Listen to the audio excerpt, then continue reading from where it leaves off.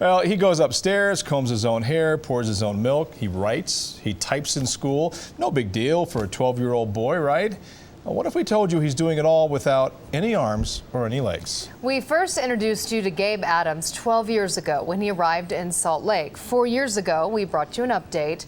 And now tonight, we once again go inside the incredible life of Gabe Adams. Dan Ruscone spent the day with Gabe. And Dan, no feeling sorry for yourself on any level when you meet this little boy. Yeah, that's for sure. You know, you could be having one of the worst days ever there. Your back or body could be hurting and aching. You could be feeling tired and worn out or confused and depressed. But get around Gabe Adams and suddenly all your problems are of little importance. Start right from the beginning. Here at Kaysville Elementary, Show me, show me. I have her husband's thumb. sixth graders are practicing their lines You're giving this little speech. for Shakespeare's classic play, Macbeth. A drum. The sound of the drum announces the arrival of the future king. But in this play, Macbeth Speak, if you can. What are you? has no arms and no legs, a sight you have to see to believe. The actor, the one and only Gabe Adams. To what do you owe this strange intelligence? But acting is just a small sampling of what this incredible 12-year-old boy is capable of doing. I can write, I can type, I can draw. 7. I can go up and down the stairs. I can pick things up and stuff. And he can jump on the tramp, swim in a pool, pour his own milk, put on his own shirt, comb his own hair, and sing. Yes, Gabe Adams does it all without limbs. Tell me what you want people to know about you. That I can do it. I can do it with a smile on my face. Why a smile? Because smile will help everything. Gabe was born in Brazil without arms and legs and abandoned by his mother. He was in a hospital bed all by himself. Little Gabe's story traveled all the way to Kaysville, Utah. I heard about him in the grocery store. I said immediately, well, I'd take him in a second. And then started laughing. That was the beginning of it for me. And so then I just couldn't get him out of my head. Before long, the Adams were at the airport to pick up Gabe. Everyone quickly fell in love with his big brown eyes. The Adams say it was one miracle after another to get him here. Every single qualification just taken care of right in line. But Gabe wasn't adopted into some family that was just going to baby him. Let's just have a quick prayer. Every morning at 6:30, Any of the Jews. the day starts with scripture study. Judea. Nobody holds the Bible for Gabe or turns the pages. And he too is expected Jesus was not yet. to read like everyone else. Mary sat still. And there's no sitting still once scripture study is done. The techno music is cranked, and Gabe is off doing his morning exercises. Going up and down the stairs 20 times in 20 minutes.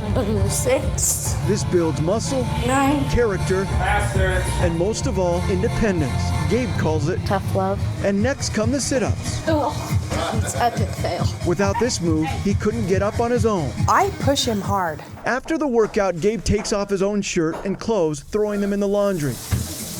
After the shower, he gets dressed, does his hair, and then prepares and eats his own breakfast. No one there to spoon-feed this growing boy. So it's always been our goal to allow Gabe freedom, and choices that we know will only come if he can be independent. If he could get up and down the stairs himself, if he could walk across the room himself, all of those things give him freedom to do what he wants to do. Because they're helping me out in my future. They want me to learn it. Because they know that I can. I just need to try. The only free ride Gabe gets is on his wheelchair that he rides to school.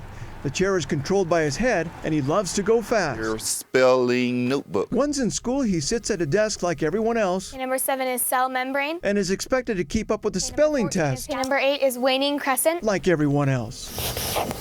And his shoulder and chin writing is amazing. So who's sending you letters? Betty Kleber is Gabe's teaching aide. She's been helping him since preschool. Just amazing. I get emotional because it's unusual that you don't see this every day. No, it's not something you see every day. He may be just a tiny thing next to 7'6" Sean Bradley, but day after day, Gabe inspires, lifts, and brightens the mood of all who meet him. I don't feel like I have the right even to be depressed when I have him there, because everything he does is so much more work than the average person. A great kid. He's got a disposition that's just positive. He's happy. I love him so much. I want for him to be able to feel good about himself, to feel confident, to feel like he is able to go forth in life and do what he wants to do. You have to face the challenges that get in front of you. Incredible young boy there. One of the requirements to get Gabe here is he had to be sponsored by a hospital and a doctor who agreed to pay all medical costs. But according to his parents, Gabe has not been to the hospital once. And when asked what he wants to do when he grows up, get this, he says he wants to be an art teacher. Pretty amazing goal for a kid with no arms. And you needed to bring tissues. You had seen that story, we had that not. That is just, you know, you walk out of meeting Gabe and you just, all your problems go away. I am insignificant. I'm flabbergasted. Yeah. I mean, what a inspiration, what an amazing kid. I mean, that's just, thanks for bringing us that story, Dan. That made our night, it really did. It's pretty amazing. All right. Thanks, Dan. Thank you.